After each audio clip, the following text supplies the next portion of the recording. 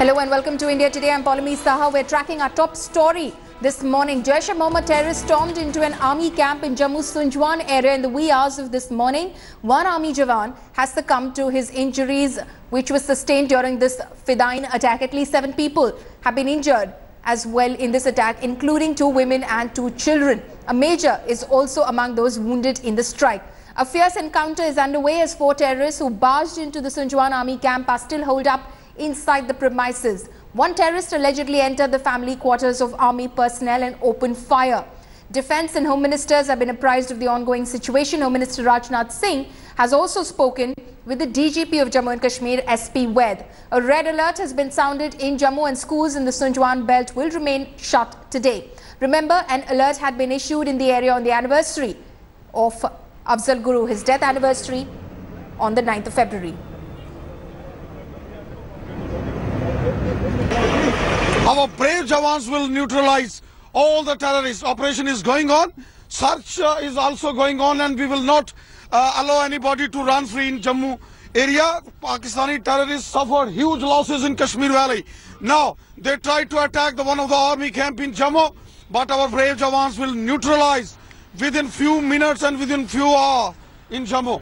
हमें अपनी सेना पर पूरा भरोसा है, हमें पूरा विश्वास है और हमारी शुभकामनाएं हैं कि आतंकी अगर अपने पैरों पर चलकर आए तो है, पर जाएं तो ये यहाँ से कंधों पर जाएं। भारत सरकार को सोचना चाहिए, अपनी कमजोर रक्षा नीति और कमजोर विदेश नीति के कारण कब तक हम ये आतंकी हमले झेलते रहेंगे, कब तक प्रधानमंत्री मोदी अपनी उस वादे को नहीं निभाएंगे कि हम एक के बदले 10 सर लाएंगे। The fact, the manner in which Pakistan has been firing on the border, obviously they had been planning for this. Around Jammu, in Jammu district, there has been so many attacks on our defense establishments. Each time, the establishments have been caught napping.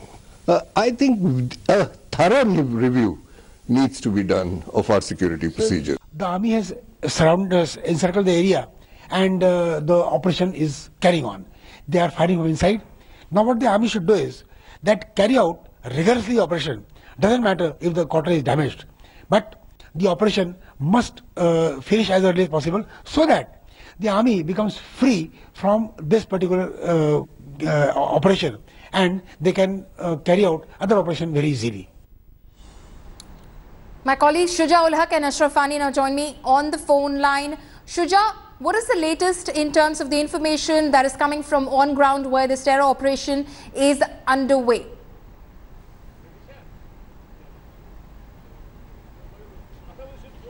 Well, Paulami, the latest information is that, the gunfight is on.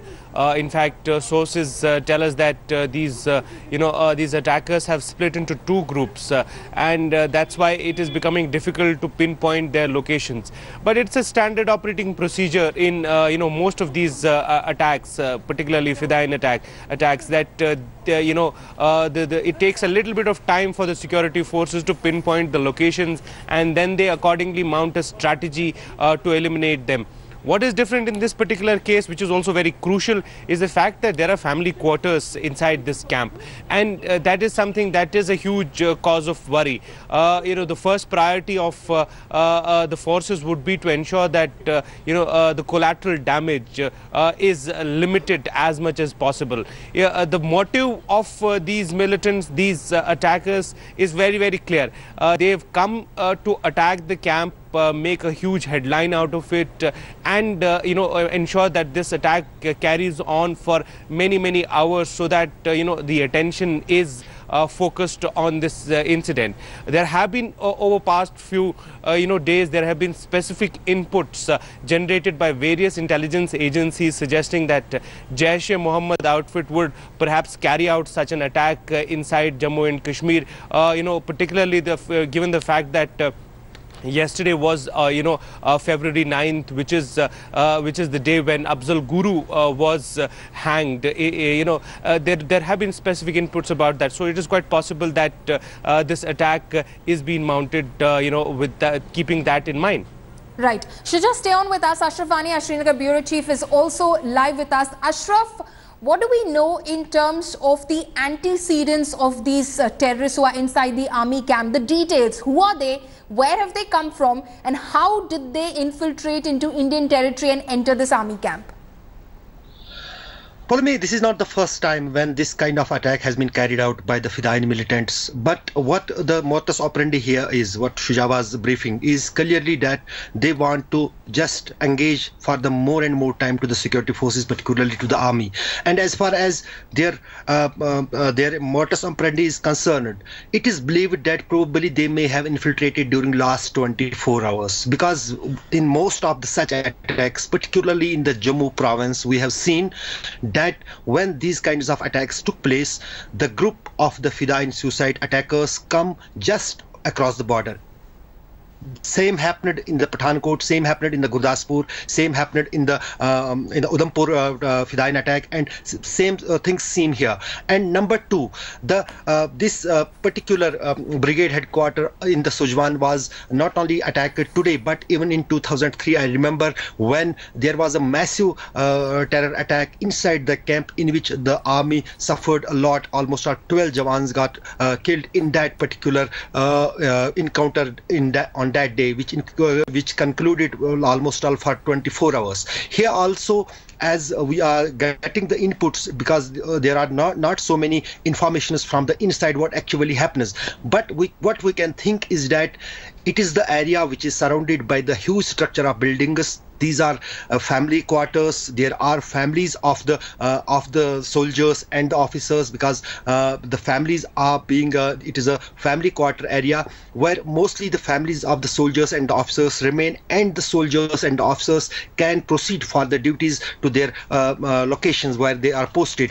And at the time 4:55, they may have been entered at about 4:40 to 4:50, which is the completely night, and most of the family members and the soldiers were sleeping.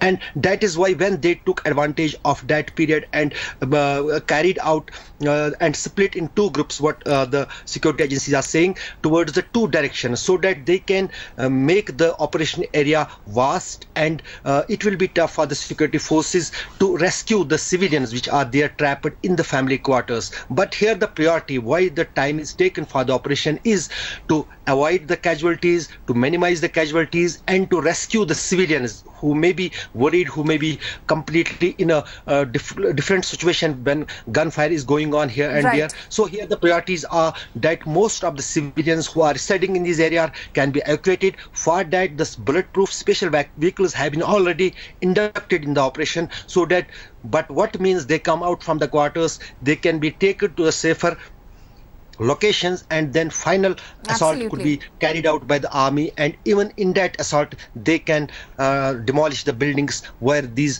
Fidayeen attackers are believed hiding. Right, so the army definitely planning a very phase by phase process in terms of this anti-terror operation as it is currently underway inside that army camp in Sunjuwan in Jammu. Ashraf and Shuja, stay on with us. Shruti Ranjan Sen, our editor, now joins us live as well. Shruti, you have been speaking to your sources within the Indian Army. What are they telling you about how was this operation mounted? Can you tell us as to how did these terrorists infiltrate into this army camp? When possibly did they do it? Because Ashraf and Shuja are suggesting this possibly is a fresh infiltration. It happened in the last couple of days itself. Well, I mean, that's exactly what we are getting to hear from here in Delhi as well. The assessment that we are getting from our sources is, this appears to be a very, very fresh infiltration. Mind you, the Sambha sector and the Sambha-Kathua sector, there are several areas along the international border with Pakistan which cannot be fenced because of the terrain. There are many rivers and rivulets that are there, and they cannot be fenced. And repeatedly we have seen in the past that terrorists trying to infiltrate have used these particular features to enter into India and carry out quick attacks. Whether it is the 2015-16 attack or the 2014 attacks, we have seen that they've come in through these areas and mounted the attack immediately.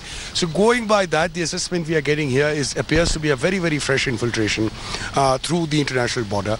On the operation that is going on, what my army sources are saying is that these terrorists have been contained. you know, the operation is likely to reach the final stages, or I mean in the final stages even as we speak, and that is exactly why that, you know, no information, so to say, is being given out. Right. Follow me. Shruti, as you were pointing out, the operation is likely to reach the stage of the final assault. So can we say that they have ensured that there is minimum collateral damage, because we're talking of a very sensitive situation? They've entered the residential quarters inside the army camp. Yes, I mean, unfortunately, it appears that they've been able to get into some of the residential quarters. But that said, sources here are indicating that the terrorists have been contained, which would mean, in simple terms, that they have been confined, they have been, you know, pinned down, right, to either a building or a room or a flat, or, you know, depending on where they have been. Shruti, I'd ask you to hold on to that thought, really, because we're getting some breaking news that's coming in.